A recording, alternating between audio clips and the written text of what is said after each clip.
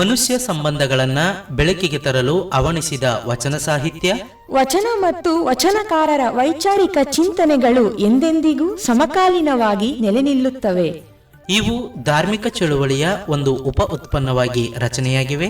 ಇಂತಹ ವಚನಗಳ ಬಗ್ಗೆ ತಿಳಿಸುವ ಕಾರ್ಯಕ್ರಮವನ್ನು ಆಲಿಸುವುದರ ಜೊತೆಗೆ ಆಚರಿಸಿ ಅಳವಡಿಸಿಕೊಳ್ಳುವ ಕಾರ್ಯಕ್ರಮವೇ ವಚನ ವೈಭವ.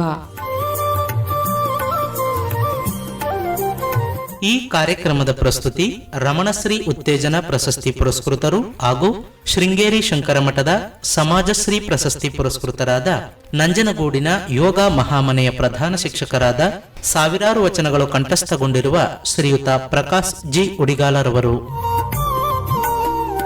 ತಪ್ಪದೆ ಕೇಳಿ, ಪ್ರತಿ ಭಾನುವಾರ ಬೆಳಿಗ್ಗೆ 7:45 ಹಾಗೂ ಮರುಪ್ರಸಾರ ಪ್ರತಿ ಮಂಗಳವಾರ ಸಂಜೆ 6 ಗಂಟೆಗೆ. ಮರೆಯದೆ ಕೇಳಿ ನಿಮ್ಮ ಜನಧ್ವನಿ ಬಾನುಲಿ ಕೇಂದ್ರದಲ್ಲಿ.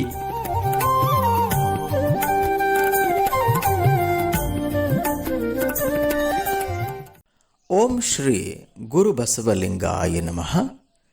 ಜನರ ಧ್ವನಿಯಾದ ಜನಧ್ವನಿಯ ಶ್ರೋತೃವರ್ಗಕ್ಕೆ ಹೃದಯ ತುಂಬಿದ ನಮಸ್ಕಾರಗಳು.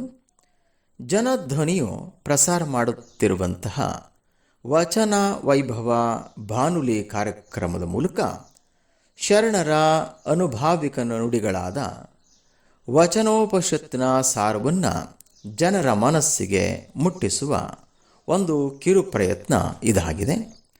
ವಚನ ಸಾಹಿತ್ಯದ ಪ್ರೇಮಿಗಳು, ಶರಣ ಧರ್ಮದ ಹಿತೈಷಿಗಳು ಆದ ತಾವುಗಳು ಈ ಕಾರ್ಯಕ್ರಮವನ್ನು ಸಂತೋಷದಿಂದ ಕೇಳಿಸಿಕೊಳ್ಳುವುದರ ಜೊತೆಗೆ ಹಲವರಿಗೆ ಆಲಿಸಲು ತಿಳಿಸುವ ಮೂಲಕ ಪ್ರೋತ್ಸಾಹ ನೀಡಿ ಸಹಕರಿಸುತ್ತಿರುವ ತಮಗೆಲ್ಲರಿಗೂ ವಿನಯಪೂರ್ವಕ ನಮಸ್ಕಾರಗಳು. ಕಳೆದ 11ನೇ ಸಂಚಿಕೆಯಲ್ಲಿ ದೇವರು, ಧರ್ಮ, ಲಿಂಗ, ಜಂಗಮ ಹೀಗೆ ಎಲ್ಲವನ್ನೂ ನಮ್ಮ ಅರಿವಿಗೆ ಮೂಡಿಸಬಲ್ಲಂತಹ ಬೆಳಕು ಗುರುವಿನ ಬಗ್ಗೆ ತಿಳಿಯಲು ಪ್ರಯತ್ನಿಸಿದೆವು. ಇಂದಿನದು 12ನೇ ಸಂಚಿಕೆಯಾಗಿದ್ದು, ಈ ಸಂಚಿಕೆಯಲ್ಲಿ ದೇವರು, ಧರ್ಮ, ಲಿಂಗ, ಜಂಗಮ ಮತ್ತು ಗುರು ಇವೆಲ್ಲವನ್ನು ಅರಿತು ಅದರ ಪ್ರತಿಫಲವನ್ನು ಪಡೆಯಬೇಕಾದರೆ ವಿಶ್ವಾಸದಿಂದ, ಭಕ್ತಿಯಿಂದ, ನಿಷ್ಠೆಯಿಂದ ಅವುಗಳೆಲ್ಲವನ್ನು ಪೂಜಿಸಬೇಕು. ಅಂತಹ ಪೂಜೆ ಎನ್ನುವ ವಿಷಯದ ಬಗ್ಗೆ ಶರಣರ ಚಿಂತನೆ ಏನಿದೆ, ವಚನ ಸಾಹಿತ್ಯ ಏನೆಲ್ಲ ವಿಷಯಗಳನ್ನು ಪೂಜೆಯ ಬಗ್ಗೆ ತಿಳಿಸಿದೆ ಎನ್ನುವುದನ್ನು ತಿಳಿಯುವಂತಹ ಚಿಕ್ಕ ಪ್ರಯತ್ನವನ್ನು ಮಾಡೋಣ. ಪೂಜೆಯನ್ನು ಬಹಿರಂಗವಾಗಿ ಮತ್ತು ಆಂತರಂಗಿಕವಾಗಿ ಮಾಡುವುದನ್ನು ನಾವು ಕಾಣಬಹುದು. ಜಲ, ಗಂಧ, ಅಕ್ಷತೆ, ಪತ್ರ, ಪುಷ್ಪ, ಧೂಪ, ದೀಪ, ನೈವೇದ್ಯ, ತಾಂಬೂಲ ಎನ್ನುವಂತಹ 8 ಪದಾರ್ಥಗಳಿಂದ ಮಾಡುವಂತಹ ಅಷ್ಟವಿಧಾರ್ಚನೆ ಹಾಗೂ ಅರ್ಘ್ಯ, ಪಾದ್ಯ, ಆಚಮನ, ಪತ್ರಪುಷ್ಪ, ಗಂಧ, ಅಕ್ಷತೆ, ರುದ್ರಾಕ್ಷಿ, ಮಾಲೆ, ಛತ್ರ, ಚಾಮರ, ವ್ಯಜನ, ಗೀತವಾದ್ಯ, ನರ್ತನ, ಪ್ರದಕ್ಷಿಣ, ನಮಸ್ಕಾರ, ಸ್ತೋತ್ರ ಹೀಗೆ 16 ಉಪಚಾರಗಳಿಂದ ಮಾಡುವಂತಹ ಷೋಡಶೋಪಚಾರ ಮತ್ತು ಕೊಂಬು, ಕಹಳೆ, ಬೇರಿ, ಶಂಖು, ಜಾಗಟೆ ಹೀಗೆ ಪಂಚವಾದ್ಯಗಳನ್ನು ನುಡಿಸಿ ಮಾಡುವಂತಹ ಪೂಜೆಗೆ ಬಹಿರಂಗ ಪೂಜೆ ಎನ್ನಲಾಗಿದೆ. ಧ್ಯಾನ, ಮೌನ, ಜಪ, ತಪ, ಅಂತರ್ವೀಕ್ಷಣೆ ಹೀಗೆ ತನ್ನ ನಿಜದ ನೆಲೆಯನ್ನು ಅರಿತು ಮಾಡುವಂತಹ ಪೂಜೆಗೆ ಅಂತರಂಗದ ಪೂಜೆ ಎನ್ನಲಾಗಿದೆ.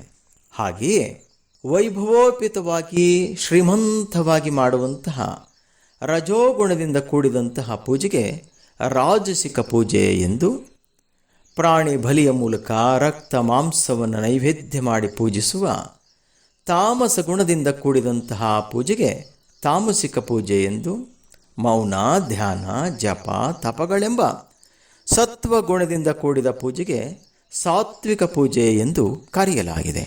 ಹೀಗೆ ವಿಭಿನ್ನ ವ್ಯಕ್ತಿಗಳು ಭಿನ್ನ ಭಿನ್ನವಾಗಿ ಪೂಜಿಸುವುದನ್ನು ನಾವು ಕಾಣಬಹುದು. ಶರಣರು ಇಂತಹ ಪೂಜೆಗಳನ್ನು ಅತ್ಯಂತ ಸೂಕ್ಷ್ಮವಾಗಿ ಗಮನಿಸಿ ಪೂಜೆ ಹೇಗಿರಬೇಕು ಎನ್ನುವುದರ ಬಗೆಗಿನ ಚಿಂತನೆಯನ್ನು ತಮ್ಮ ವಚನಗಳ ಮೂಲಕ ಜಗಕ್ಕೆ ಸಾರಿರುವುದನ್ನು ನಾವು ಕಾಣಬಹುದು. ಅಂತಹ ಚಿಂತನೆಗಳ ಕಡೆಗೆ ಸಾಗೋಣ. ಮೊದಲಿಗೆ ಭಕ್ತಿ ಭಂಡಾರಿ ಬಸವಣ್ಣನವರ ವಚನದಿಂದ ಪ್ರಾರಂಭ ಮಾಡೋಣ. ಅವರು ಪೂಜೆಯ ಬಗ್ಗೆ ಹೇಳುತ್ತಾರೆ. ಮಾಡುವಂತಿರಬೇಕು, ಮಾಡದಂತಿರಬೇಕು, ಮಾಡುವ ಮಾಟದೊಳು ತಾನಿಲ್ಲದಂತಿರಬೇಕು. ಕೂಡಲ ಸಂಗಮ ದೇವನ ನೆನೆಯುತ್ತ ನೆನೆಯುತ್ತ ನೆನೆಯದಂತಿರಬೇಕು. ಹೀಗೆ ಬಸವಣ್ಣನವರು ಪೂಜೆಯನ್ನು ರಾಜಸಿಕವಾಗಿಯೂ ಮಾಡಬಾರದು, ತಾಮಸಿಕವಾಗಿಯೂ ಮಾಡಬಾರದು. ಪೂಜೆಯನ್ನು ಮಾಡಿಯೂ ಮಾಡಿರುವೆನೆಂಬ ಭಾವದೊಳಗೆ ಇರದೆ ಸದಾ ಪರಮಾತ್ಮನ ನೆನಹುನಲ್ಲಿರಬೇಕು. ಅದುವೇ ನಿಜ ಪೂಜೆ ಎನ್ನುತ್ತಾರೆ.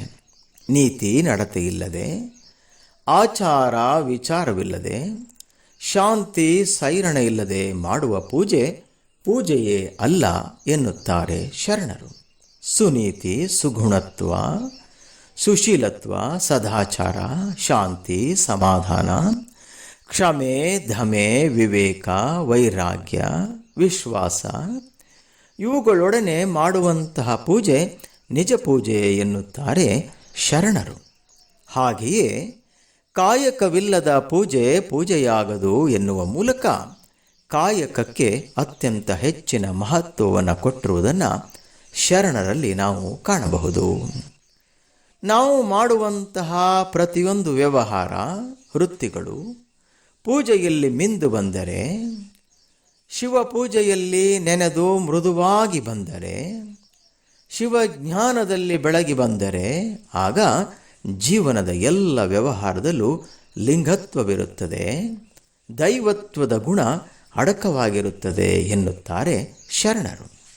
ಆಗ ಆ ವ್ಯವಹಾರದಲ್ಲಿ ಸತ್ಯ, ಪ್ರೇಮ, ಸಹಾಯ, ಸಹಕಾರ, ಉಪಕಾರ, ಕೃತಜ್ಞತೆ, ದಯೆ, ಸದಾಚಾರ, ಸದ್ವರ್ತನೆ ಇರುತ್ತದೆ. ಅದುವೇ ಶ್ರೇಷ್ಠ ಪೂಜೆ ಎನ್ನುತ್ತಾರೆ ಶರಣರು.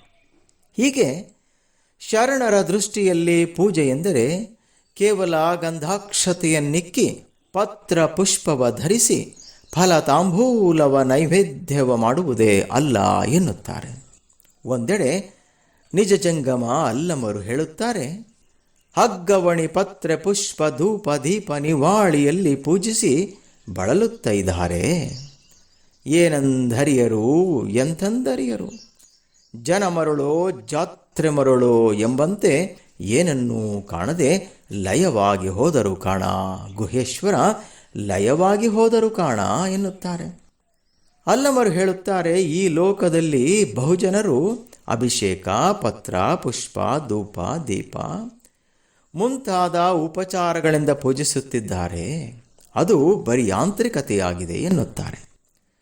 ಪೂಜೆಯನ್ನು ಏಕೆ ಮಾಡಬೇಕು, ಹೇಗೆ ಮಾಡಬೇಕು, ಪೂಜೆಯಿಂದ ದೈಹಿಕವಾಗಿ, ಮಾನಸಿಕವಾಗಿ, ಆಧ್ಯಾತ್ಮಿಕವಾಗಿ ಆಗುವಂತಹ ಪ್ರಯೋಜನಗಳೇನು ಎನ್ನುವುದನ್ನು ತಿಳಿಯದೆ ಬರೀ ಅಂಧಾನುಕರಣೆಯಿಂದ, ಬರೀ ಆಡಂಬರಕ್ಕಾಗಿ ಜನ ಮರುಳೋ ಜಾತ್ರೆ ಮರುಳೋ ಎನ್ನುವಂತೆ, ಅಂದರೆ ಯಾರೋ ಏನೋ ಮಾಡಿದರೆಂದು ಅದನ್ನು ಸರಿಯಾಗಿ ಅರಿಯದೆ ಪೂಜೆಯನ್ನು ಮಾಡುತ್ತಿದ್ದಾರೆ. ಹಾಗಾಗಿ ಇಂತಹ ಒಣ ಪೂಜೆಯಿಂದ ಆತ್ಮವಿಕಾಸ ಹೊಂದಲು ಸಾಧ್ಯವಿಲ್ಲ ಎನ್ನುತ್ತಾರೆ ಅಲ್ಲಮರು. ಹಾಗಾಗಿ ಪೂಜೆ ಹೇಗಿರಬೇಕು ಎನ್ನುವುದನ್ನು ಅಲ್ಲಮರು ತಮ್ಮದೇ ಆದಂತಹ ಒಂದು ವಚನದಲ್ಲಿ ಹೀಗೆ ಹೇಳಿದ್ದಾರೆ. ವಚನ ಹೀಗಿದೆ: ಎನ್ನ ಹೃದಯ ಕಮಲದಲ್ಲಿ ಮೂರ್ತಿಗೊಂಡಿಪ್ಪ, ಎನ್ನ ಪ್ರಾಣೇಶ್ವರಂಗೆ ಎನ್ನ ಕ್ಷಮೆಯೇ ಅಭಿಷೇಕ, ಎನ್ನ ಪರಮ ವೈರಾಗ್ಯವೇ ಪುಷ್ಪದ ಮಾಲೆ, ಎನ್ನ ಸಮಾಧಿ ಸಂಪತ್ತೇ ಗಂಧ, ಎನ್ನ ನಿರಹಂಕಾರವೇ ಅಕ್ಷತೆ, ಎನ್ನ ಸದ್ವಿವೇಕವೇ ವಸ್ತ್ರ, ಎನ್ನ ಸತ್ಯವೇ ದಿವ್ಯಾಭರಣ, ಎನ್ನ ವಿಶ್ವಾಸವೇ ಧೂಪ, ಎನ್ನ ದಿವ್ಯ ಜ್ಞಾನವೇ ದೀಪ, ಎನ್ನ ನಿಭ್ರಾಂತಿಯೇ ನೈವೇದ್ಯ, ಎನ್ನ ನಿರ್ವಿಷಯವೇ ತಾಂಬೂಲ, ಎನ್ನ ಮೌನವೇ ಘಂಟೆ, ಎನ್ನ ನಿರ್ವಿಕಲ್ಪವೇ ಪ್ರದಕ್ಷಿಣೆ, ಎನ್ನ ಶುದ್ಧಿಯೇ ನಮಸ್ಕಾರ, ಎನ್ನ ಅಂತಃಕರಣದಿಂದ ಮಾಡುವ ಸೇವೆಯೇ ಉಪಚಾರಂಗಳು. ಈ ಪರಿಯಲ್ಲಿ ಎಮ್ಮ ಗುಹೇಶ್ವರ ಲಿಂಗಕ್ಕೆ ಪ್ರಾಣ ಪೂಜೆಯ ಮಾಡಿ ಬಾಹ್ಯ ಕ್ರೀ ಮರದೆನು ಕಾಣ ಸಂಘನ ಬಸವಣ್ಣ, ಸಂಘನ ಬಸವಣ್ಣ. ಈ ವಚನದಲ್ಲಿ ಅಲ್ಲಮರು ತಮ್ಮ ಪೂಜೆ ಹೇಗಿದೆ, ಶ್ರೇಷ್ಠ ಪೂಜೆ ಎಂದರೆ ಹೇಗಿರಬೇಕು ಎನ್ನುವುದನ್ನು ತಿಳಿಸಿದ್ದಾರೆ. ಅವರು ಹೇಳುತ್ತಾರೆ, ಕ್ಷಮೆಯನ್ನೇ ಅಭಿಷೇಕ ಎನ್ನುತ್ತಾರೆ, ಪರಮ ವೈರಾಗ್ಯವೇ ಪುಷ್ಪದ ಮಾಲೆ ಎನ್ನುತ್ತಾರೆ, ಸಮಾಧಿ ಸಂಪತ್ತು ಎಂದರೆ ಸಮಾಧಿಯ ಸ್ಥಿತಿಗೆ ಹೋದಾಗ ದೊರೆಯುವ ಆನಂದವೇ ಗಂಧದ ಪರಿಮಳ ಎನ್ನುತ್ತಾರೆ, ಅರಿವಿನ ಹೊಂಬೆಳಕೆ ದೀಪವೆನ್ನುತ್ತಾರೆ, ಭ್ರಾಂತತ್ವ ಇಲ್ಲದಿರುವುದೇ ನೈವೇದ್ಯವೆನ್ನುತ್ತಾರೆ, ವಿಷಯಗಳಲ್ಲಿ ಮನಸ್ಸನ್ನು ನಿಲ್ಲಿಸದೆ ನಿರ್ವಿಷಯವಾಗಿರುವುದೇ ತಾಂಬೂಲ ಎನ್ನುತ್ತಾರೆ, ದಿವ್ಯ ಮೌನವೇ ನಿಶ್ಶಬ್ದದ ಗಂಟೆ ಎನ್ನುತ್ತಾರೆ. ವಾಹ್! ಯಾವುದೇ ವಿಕಲ್ಪವಿಲ್ಲದೆ ಶುದ್ಧ ಮನಸ್ಸಿನಲ್ಲಿರುವುದೇ ಪ್ರದಕ್ಷಿಣೆ ಎನ್ನುತ್ತಾರೆ, ತನು ಮನ ಭಾವ ಶುದ್ಧತ್ವದಿಂದಿರುವುದೇ ಭಗವಂತನಿಗೆ ನಮಸ್ಕಾರ ಎನ್ನಿಸುತ್ತಾರೆ, ದಯೆ ಕರುಣೆ ಕನಿಕರ ಮಾನವೀಯತೆಯಿಂದ ಕೂಡಿದ ಸೇವೆಯೇ ಪರಮಾತ್ಮನಿಗೆ ನಿಜತ್ವದ ಉಪಚಾರ ಎನ್ನುತ್ತಾರೆ. ಹೀಗೆ ಅಲ್ಲಮರು ತಮ್ಮ ಪೂಜೆ ಹೇಗಿತ್ತು ಎನ್ನುವುದನ್ನು ತಿಳಿಸುವ ಮೂಲಕ ಶ್ರೇಷ್ಠವಾದಂತಹ ಪೂಜೆ ಹೇಗಿರಬೇಕು ಎನ್ನುವುದನ್ನು ಸರ್ವರಿಗೂ ತಿಳಿಸುವಂತಹ ಕೆಲಸ ಮಾಡಿದ್ದಾರೆ. ಅವಿರಳ ಜ್ಞಾನಿ ಚನ್ನಬಸವಣ್ಣನವರು ಸಪ್ತ ವ್ಯಸನಗಳನ್ನು ಕಳೆದು ಲಿಂಗ ವ್ಯಸನಿ ಅಂದರೆ ಸದ್ಗುಣಗಳ ವ್ಯಸನಿಯಾಗುವುದೇ ನಿಜತ್ವದ ಪೂಜೆ ಎಂದಿದ್ದಾರೆ. ಅವರ ವಚನ ಹೀಗಿದೆ: ತನು ವ್ಯಸನ, ಮನ ವ್ಯಸನ, ಧನ ವ್ಯಸನ, ರಾಜ್ಯ ವ್ಯಸನ, ವಿಶ್ವ ವ್ಯಸನ, ಉತ್ಸಾಹ ವ್ಯಸನ, ಸೇವಕ ವ್ಯಸನ ಇಂತಿ ಸಪ್ತ ವ್ಯಸನಗಳ ವಿವರಿಸುವ ಕೇಳಿರೆ ಹೇಳುತ್ತಾರೆ.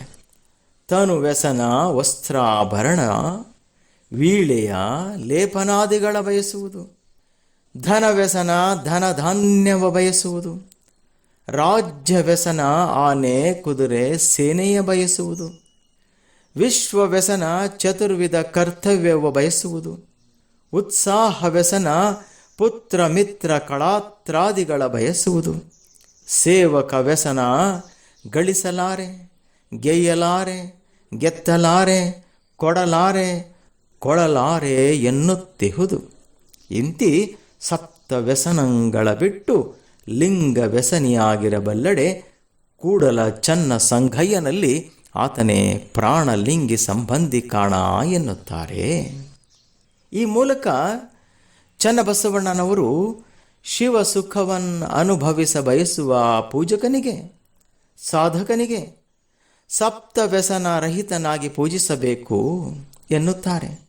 ತನು ಮನ ಧನ ರಾಜ್ಯ ವಿಶ್ವ ಉತ್ಸಾಹ ಸೇವಕ ಎನ್ನುವಂತಹ 7 ವ್ಯಸನಗಳನ್ನು ಬಿಡಬೇಕು. ಅವುಗಳು ನಮ್ಮನ್ನು ಸಂಸಾರದ ಬಂಧನದಲ್ಲಿ ಸಿಲುಕಿಸುತ್ತವೆ, ಶಿವ ಸಾಮರಸ್ಯದಿಂದ ಬಹುದೂರ ಕೊಂಡೊಯ್ಯುತ್ತವೆ. ಏಕೆಂದರೆ ತನು ವ್ಯಸನ ಅಂಗ ಶೃಂಗಾರಗಳನ್ನು ಬಯಸುತ್ತದೆ, ಮನವ್ಯಸನ ದುರಾಸೆಯಿಂದ ದುರಾಚಾರಗಳನ್ನು ಮಾಡಿಸುತ್ತದೆ, ಧನವ್ಯಸನ ಸಂಪತ್ತನ್ನು ಸಂಗ್ರಹಿಸುವಂತೆ ಮಾಡಿಸುತ್ತದೆ, ರಾಜ್ಯ ವ್ಯಸನ ಅಧಿಕಾರ ಲಾಲಸೆಯಲ್ಲಿ ಮುಳುಗಿಸುತ್ತದೆ, ವಿಶ್ವವ್ಯಸನ ಇರುವುದೆಲ್ಲವೂ ನನ್ನದಾಗಬೇಕೆಂದು ಇಚ್ಛಿಸುತ್ತದೆ, ಉತ್ಸಾಹ ವ್ಯಸನ ನಾನು ನನ್ನ ಸತಿ ಪುತ್ರರು ಮಾತ್ರ ಚೆನ್ನಾಗಿರಬೇಕೆಂದು ಹೇಳುತ್ತದೆ, ಸೇವಕ ವ್ಯಸನ ಇದು ಎಲ್ಲ ಇದ್ದರೂ ಏನೂ ಇಲ್ಲದ ಹಾಗೆ ಸದಾ ಅನ್ಯರ ಹಂಗಿನಲ್ಲಿ ಬದುಕುವ ಹಾಗೆ ಮಾಡುತ್ತದೆ. ಇಂತಹ ವ್ಯಸನಗಳಿಂದ ಮುಕ್ತರಾಗಿ ಪೂಜಿಸಬೇಕು ಎನ್ನುತ್ತಾರೆ ಅವಿರಳ ಜ್ಞಾನಿ ಚನ್ನಬಸವಣ್ಣನವರು. ನಾವು ಹೇಗೆ ಪೂಜಿಸಬೇಕು ಎನ್ನುವುದನ್ನು ಮಹಾದೇವಿ ಅಕ್ಕನವರು ಕೂಡ ತಮ್ಮ ವಚನದಲ್ಲಿ ಬಹಳ ಸುಂದರವಾಗಿ ಹೇಳುತ್ತಾರೆ. ಸಜ್ಜನಳಾಗಿ ಮಜ್ಜನ ಕೆರೆವೆ, ಶಾಂತಳಾಗಿ ಪೂಜೆಯ ಮಾಡುವೆ, ಸಮರತಿಯಿಂದ ನಿಮ್ಮ ಹಾಡ ಹಾಡುವೆ. ಚನ್ನಮಲ್ಲಿಕಾರ್ಜುನಯ್ಯ ನಿಮ್ಮನ್ನಗಲದ ಪೂಜೆ ಅನುವಾಯಿತ್ಯನೆಗೆ ಎನ್ನುತ್ತಾರೆ ಮಹಾದೇವಿ ಅಕ್ಕ. ಪೂಜೆಯನ್ನು ಮಾಡಬೇಕಾದರೆ ಶಾಂತಿ, ಸಮಾಧಾನ, ಸಾತ್ವಿಕತೆ, ನಡೆನುಡಿಯಲ್ಲಿ ಏಕತೆ, ತನು ಮನ ಭಾವ ಶುದ್ಧತ್ವವಿರಬೇಕು. ಆಗ ಮಾತ್ರ ಭಗವಂತನನ್ನು ಅತ್ಯಂತ ಭಾವತ್ವದಿಂದ ಹಾಡಿ ಪೂಜಿಸಬಹುದು ಎನ್ನುತ್ತಾರೆ ಮಹಾದೇವಿ ಅಕ್ಕ. ಭಕ್ತಿ ಭಂಡಾರಿ ಬಸವಣ್ಣನವರು ಕೂಡ ತಮ್ಮ ವಚನದಲ್ಲಿ ಪೂಜೆಯ ಬಗ್ಗೆ ಕಾವ್ಯತ್ವವನ್ನೇ ಕಟ್ಟಿದ್ದಾರೆ. ಕಾವ್ಯತ್ವದ ವಚನ ಹೀಗಿದೆ: ಕಣಗಿಲೆಲೆಯ ಉಂಗುರವನ್ನಿಕ್ಕಿ, ಮಲ್ಲಿಗೆಯ ತೆರೆಯ ಕಟ್ಟಿ, ಸಂಪಿಗೆ ಸೇವಂತಿಗೆಯ ಹಂದರವನ್ನಿಕ್ಕಿ, ಪುಷ್ಪ ಜಾತಿಗಳೆಲ್ಲ ನಿಭಣಕ್ಕೆ ಬನ್ನಿರೋ, ಎನಗೆಯೋ ಎಮ್ಮ ಕೂಡಲ ಸಂಗಮ ದೇವಂಗೆಯೋ ಮದುವೆ ಕಾಣಿರೋ. ಎಂತಹ ಸುಂದರ ವಚನ! ಬಸವಣ್ಣನವರು ತಮ್ಮ ಪೂಜೆಯನ್ನು ಶೃಂಗಾರವಾಗಿ ಬರೆದಿರುವುದು ಎಷ್ಟು ಚೆನ್ನಾಗಿದೆ. ಇದು ಪೂಜೆಯನ್ನು ಹೂಗಳಿಂದ ಮಾಡಿದರೂ ಕೂಡ ಅದರಲ್ಲಿ ಎಂತಹ ಆಸ್ಥೆ ಇದೆ, ಭಕ್ತಿ ಇದೆ, ಉತ್ಸಾಹವಿದೆ, ನಲ್ಮೆ ಇದೆ, ಪ್ರೀತಿ ಇದೆ, ಭಾವಸ್ಫುರಣೆ ಇದೆ ಎನ್ನುವುದನ್ನು ಒಂದೊಂದು ಸಾಲು ಕೂಡ ನಮಗೆ ತೋರಿಸುತ್ತದೆ. ಅಂತೆಯೇ ಅವಿರಳ ಜ್ಞಾನಿ ಚನ್ನಬಸವಣ್ಣನವರು ಪೂಜೆಯಲ್ಲಿ ಏನಿದ್ದರೆ ಚೆನ್ನ, ಏನು ಬೇಕಾಗಿಲ್ಲ ಎನ್ನುವುದನ್ನು ತಿಳಿಸಿರುವುದನ್ನು ನಾವು ಕಾಣಬಹುದು. ವಚನ ಸಾಹಿತ್ಯದ ವೈಭವ ಹೀಗಿದೆ: ನಿಷ್ಠೆಯುಳ್ಳ ತಂಗೆ ನಿತ್ಯ ನೇಮದ ಹಂಗೆ ಕಯ್ಯ, ಸತ್ಯ ಉಳ್ಳ ತಂಗೆ ತತ್ವ ವಿಚಾರದ ಅಂಗೇ ಕಯ್ಯ, ಅರಿವು ಉಳ್ಳ ತಂಗೆ ಅಗ್ಗವಣಿಯ ಅಂಗೇ ಕಯ್ಯ, ಮನ ಶುದ್ಧ ಉಳ್ಳ ತಂಗೆ ಮಂತ್ರದ ಹಂಗೆ ಕಯ್ಯ, ಭಾವ ಶುದ್ಧ ಉಳ್ಳ ತಂಗೆ ಹೂವಿನ ಹಂಗೆ ಕಯ್ಯ, ಕೂಡಲ ಚನ್ನ ಸಂಗಮ ದೇವಯ್ಯ, ನಿಮ್ಮನ್ನ ಅರಿದ ತಂಗೆ ನಿಮ್ಮ ಹಂಗೆ ಕಯ್ಯ ಎಂದು ಬಿಡುತ್ತಾರೆ. ಇಲ್ಲಿ ಚನ್ನಬಸವಣ್ಣನವರು ಲಿಂಗದಲ್ಲಿ, ಅಂದರೆ ದೇವರಲ್ಲಿ, ನಿಷ್ಠೆಯುಳ್ಳವನಿಗೆ ನಿತ್ಯ ನೇಮಗಳ ಅವಶ್ಯಕತೆ ಇಲ್ಲ ಎನ್ನುತ್ತಾರೆ. ನಡೆ ನುಡಿಯಲ್ಲಿ ಸತ್ಯಸಂಧನಾದವನಿಗೆ ಮತ್ತೆ ತತ್ವ ವಿಚಾರಗಳನ್ನು ಅರಿಯಬೇಕಾದಂತಹ ಅಗತ್ಯವಿಲ್ಲ ಎನ್ನುತ್ತಾರೆ. ಅಂತರಂಗದಲ್ಲಿ ಸಕಲ ಜೀವಾತ್ಮರೂ ಕೂಡ ಶಿವಸ್ವರೂಪರೆಂಬ ಅರಿವು ಮೂಡಿದರೆ ಮೀಸಲು ನೀರಿನಿಂದ ಮಜ್ಜನ ಕೆರೆಯಬೇಕೆಂಬ ಭಾವವಿರುವುದಿಲ್ಲ ಎನ್ನುತ್ತಾರೆ. ಎಂತಹ ವಿಚಾರ! ಕಾಮಾದಿ ಅವಗುಣಗಳ ಹಳಿದು ಮನ ಶುದ್ಧವಾದವರಿಗೆ ಮಂತ್ರ ಜಪಗಳ ಅವಶ್ಯಕವಿಲ್ಲ ಎನ್ನುತ್ತಾರೆ. ಭಾವದ ಭ್ರಮೆ ಎಳೆದು ಭಾವ ಶುದ್ಧವಾದವಂಗೆ ಪೂಜೆಗೆ ಹೂವೇ ಇರಬೇಕೆಂಬ ಭಾವವಿರುವುದಿಲ್ಲ ಎನ್ನುತ್ತಾರೆ. ಕೊನೆಯದಾಗಿ ಹೇಳುತ್ತಾರೆ: ತನ್ನ ಅಂತರಂಗದಲ್ಲಿ ತಾನೇ ಪರಶಿವನ ಸಾತ್ವಿಕ ರೂಪೆಂದರಿದವಂಗೆ ಮತ್ತೆ ಬೇರೆ ಪರಶಿವನು ಬೇಕೆಂಬ ಮನಸ್ಥಿತಿ ಇರುವುದಿಲ್ಲ ಎನ್ನುವುದರ ಮೂಲಕ ಸತ್ಯ, ನಿಷ್ಠೆ, ಅರಿವು, ಮನಭಾವ ಶುದ್ಧತ್ವ ಪೂಜೆಗೆ ಬಹಳ ಮುಖ್ಯ ಎನ್ನುತ್ತಾರೆ. ಮಹಾದೇವಿ ಅಕ್ಕ ಚನ್ನಮಲ್ಲಿಕಾರ್ಜುನನ್ನ ಪೂಜಿಸಿದಂತಹ, ಭಾವಿಸಿದಂತಹ ರೀತಿ ಅತ್ಯಂತ ವಿಭಿನ್ನವಾಗಿರುವುದನ್ನು ನಾವು ಕಾಣಬಹುದು. ಅವರು ತಮ್ಮ ವಚನದಲ್ಲಿ ಆ ವಿಭಿನ್ನತೆಯನ್ನು ಕಾಣಿಸಿರುವುದನ್ನು ನಾವು ಕಾಣಬಹುದು. ಅವರು ಹೇಳುತ್ತಾರೆ: ಅಯ್ಯ, ನೀ ಕೇಳಿದರೆ ಕೇಳು, ಕೇಳದಿರ್ಧಡೆ ಮಾಡು, ನಾ ನಿನ್ನ ಹಾಡಿದಲ್ಲದೆ ಸರಿಸಲಾರೆನಯ್ಯ. ಅಯ್ಯ, ನೀ ಒಲಿದಡೆ ಒಲಿ, ಒಲಿಯದಿರ್ಧಡೆ ಮಾಡು, ನಾ ನಿನ್ನ ಪೂಜಿಸದಲ್ಲದೆ ಸೈರಿಸಲಾರೆನಯ್ಯ. ಅಯ್ಯ, ನೀ ಮೆಚ್ಚಿದಡೆ ಮೆಚ್ಚು, ಮೆಚ್ಚದಿರ್ಧಡೆ ಮಾಡು, ನಾ ನಿನ್ನ ಅಪ್ಪಿದಲ್ಲದೆ ಸೈರಿಸಲಾರೆನಯ್ಯ. ಅಯ್ಯ, ನೀ ನೋಡಿದಡೆ ನೋಡು, ನೋಡದಿರ್ಧಡೆ ಮಾಡು, ನಾ ನಿನ್ನ ನೋಡಿ ಹಿರಿ ಹಿಗ್ಗಿ ಹಾರೈಸಿದಲ್ಲದೆ ಸೈರಿಸಲಾರೆನಯ್ಯ. ಚನ್ನಮಲ್ಲಿಕಾರ್ಜುನಯ್ಯ, ನಾ ನಿಮ್ಮ ಪೂಜಿಸಿ ಹರುಷದಳ್ಳು ಓಲಾಡುವೆನಯ್ಯ, ಹರುಷದಲ್ಲಿ ಓಲಾಡುವೆನಯ್ಯ. ಹೀಗೆ ಮಹಾದೇವಿ ಅಕ್ಕ ಚನ್ನಮಲ್ಲಿಕಾರ್ಜುನ ಒಲಿಯದಿರಲಿ ನಾನು ಅವನನ್ನು ಒಲಿಯದೆ ಬಿಡಲಾರೆ. ಕೇಳದಿರಲಿ ನಾನು ಅವನನ್ನು ಹಾಡದೆ ಇರಲಾರೆ.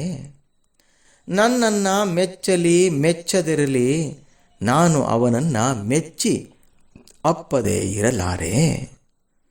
ನನ್ನನ್ನು ಅವನು ನೋಡದಿರಲಿ ನಾನು ಅವನನ್ನು ಸದಾ ನೋಡುತ್ತಾ ಪೂಜಿಸುತ್ತಾ ಹರುಷದಲ್ಲಿ ಓಲಾಡುವೆನು ತೇಲಾಡುವೆನು ಎನ್ನುತ್ತಾರೆ.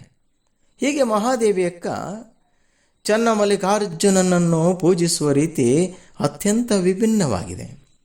ಹಡಪದ ಅಪ್ಪಣ್ಣನವರು ಒಂದೆಡೆ ಪೂಜೆಯನ್ನು ಈ ಲೋಕದ ಜನರು ಏನಕ್ಕಾಗಿ ಮಾಡುತ್ತಿದ್ದಾರೆ, ಅವರ ಪೂಜೆಯೇ ಬೇರೆಯೇ ತೆರನಾಗಿದೆ ಎನ್ನುತ್ತಾರೆ.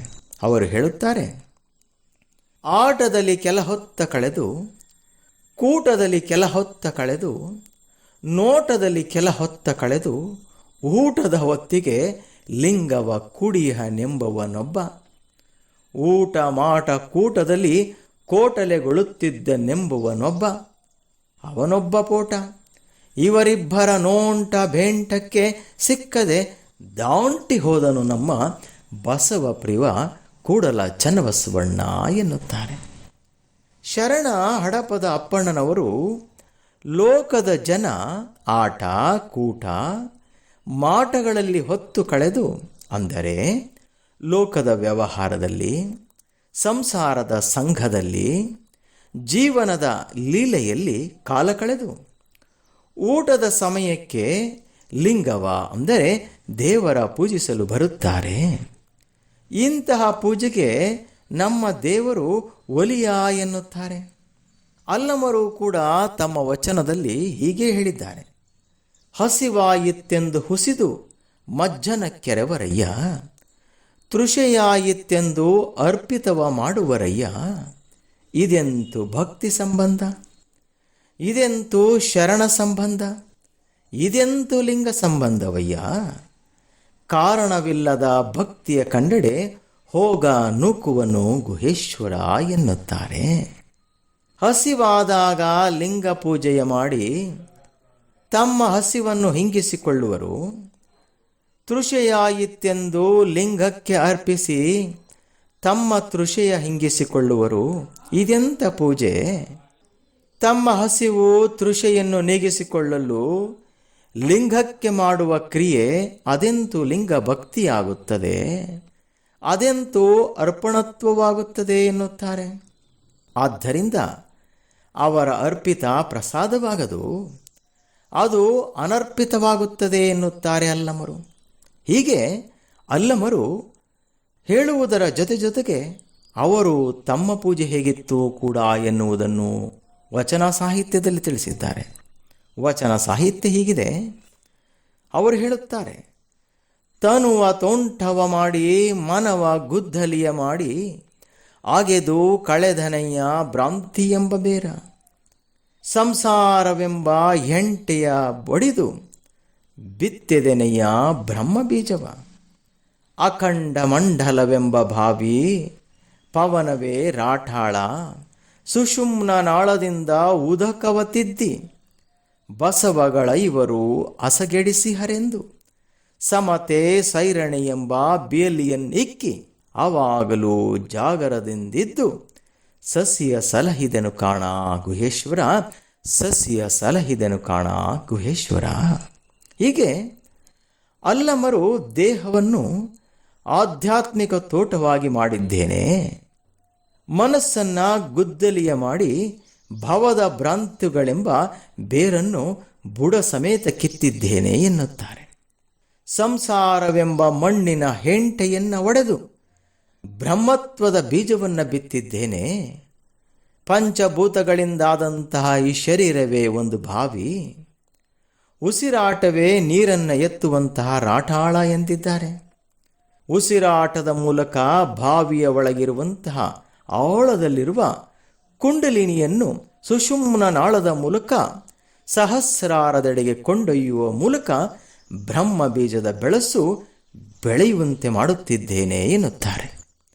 ಆ ಬೆಳಸನ್ನು ಬಸವಗಳೆಯುವರು, ಅಂದರೆ ಪಂಚೇಂದ್ರಿಯಗಳಾದ ಕಣ್ಣು, ಕಿವಿ, ಮೂಗು, ನಾಲಿಗೆ, ಚರ್ಮಗಳು ತಿಂದು ಹಾಳು ಮಾಡಬಾರದೆಂದು ಶಾಂತಿ, ಸಹನೆ, ಸಮಚಿತ್ತವೆಂಬ ಬೇಲಿಯನ್ನಿಕ್ಕಿ ಯಾವಾಗಲೂ ಜಾಗೃತತ್ವದಿಂದ ಇದ್ದು ಬ್ರಹ್ಮ ಬೀಜದ ಬೆಳಸನ್ನು ಕಾಪಾಡಿಕೊಳ್ಳುತ್ತಿದ್ದೇನೆ ಎನ್ನುತ್ತಾರೆ.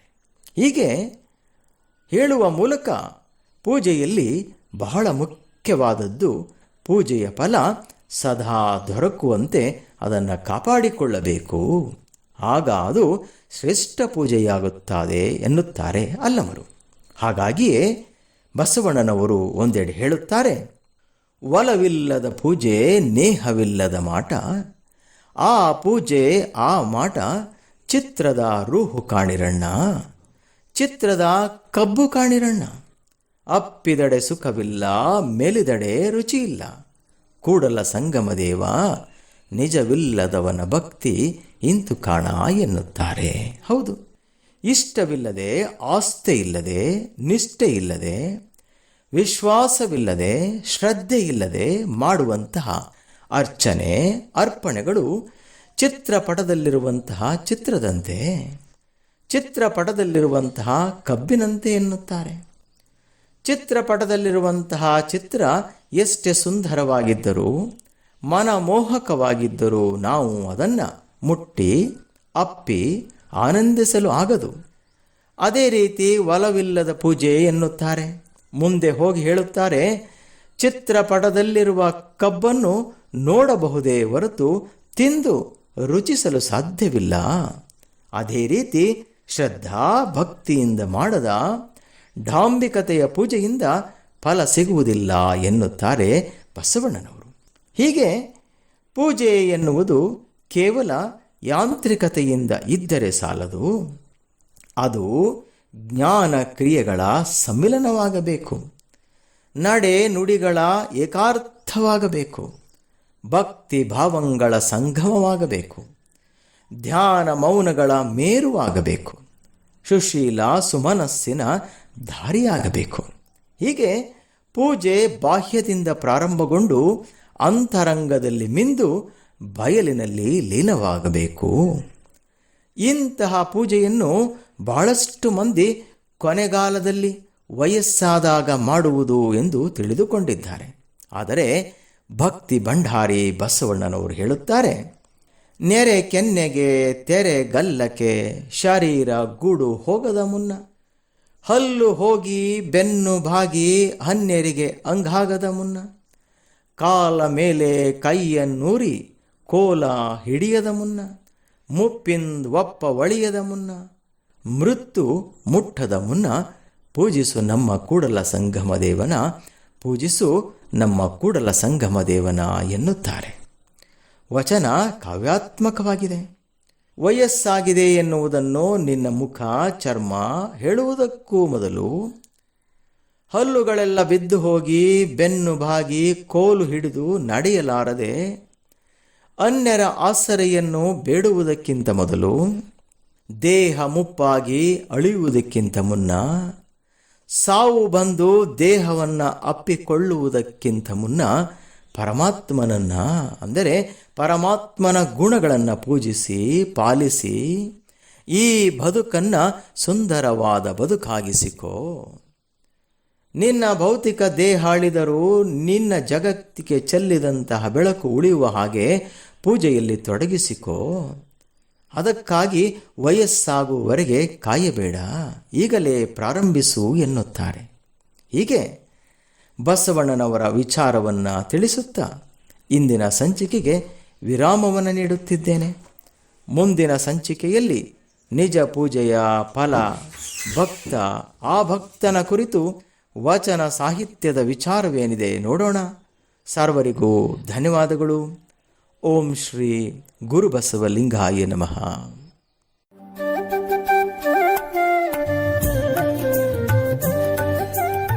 ಮನುಷ್ಯ ಸಂಬಂಧಗಳನ್ನ ಬೆಳಕಿಗೆ ತರಲು ಅವಣಿಸಿದ ವಚನ ಸಾಹಿತ್ಯ, ವಚನ ಮತ್ತು ವಚನಕಾರರ ವೈಚಾರಿಕ ಚಿಂತನೆಗಳು ಎಂದೆಂದಿಗೂ ಸಮಕಾಲೀನವಾಗಿ ನೆಲೆ ನಿಲ್ಲುತ್ತವೆ. ಇವು ಧಾರ್ಮಿಕ ಚಳುವಳಿಯ ಒಂದು ಉಪ ಉತ್ಪನ್ನವಾಗಿ ರಚನೆಯಾಗಿವೆ. ಇಂತಹ ವಚನಗಳ ಬಗ್ಗೆ ತಿಳಿಸುವ ಕಾರ್ಯಕ್ರಮವನ್ನು ಆಲಿಸುವುದರ ಜೊತೆಗೆ ಆಚರಿಸಿ ಅಳವಡಿಸಿಕೊಳ್ಳುವ ಕಾರ್ಯಕ್ರಮವೇ ವಚನ ವೈಭವ. ಈ ಕಾರ್ಯಕ್ರಮದ ಪ್ರಸ್ತುತಿ ರಮಣಶ್ರೀ ಉತ್ತೇಜನ ಪ್ರಶಸ್ತಿ ಪುರಸ್ಕೃತರು ಹಾಗೂ ಶೃಂಗೇರಿ ಶಂಕರ ಮಠದ ಸಮಾಜಶ್ರೀ ಪ್ರಶಸ್ತಿ ಪುರಸ್ಕೃತರಾದ ನಂಜನಗೂಡಿನ ಯೋಗ ಮಹಾಮನೆಯ ಪ್ರಧಾನ ಶಿಕ್ಷಕರಾದ ಸಾವಿರಾರು ವಚನಗಳು ಕಂಠಸ್ಥಗೊಂಡಿರುವ ಶ್ರೀಯುತ ಪ್ರಕಾಶ್ ಜಿ ಉಡಿಗಾಲರವರು. ತಪ್ಪದೆ ಕೇಳಿ, ಪ್ರತಿ ಭಾನುವಾರ ಬೆಳಿಗ್ಗೆ 7:45 ಹಾಗೂ ಮರುಪ್ರಸಾರ ಪ್ರತಿ ಮಂಗಳವಾರ ಸಂಜೆ 6 ಗಂಟೆಗೆ. ಮರೆಯದೆ ಕೇಳಿ ನಿಮ್ಮ ಜನಧ್ವನಿ ಬಾನುಲಿ ಕೇಂದ್ರದಲ್ಲಿ.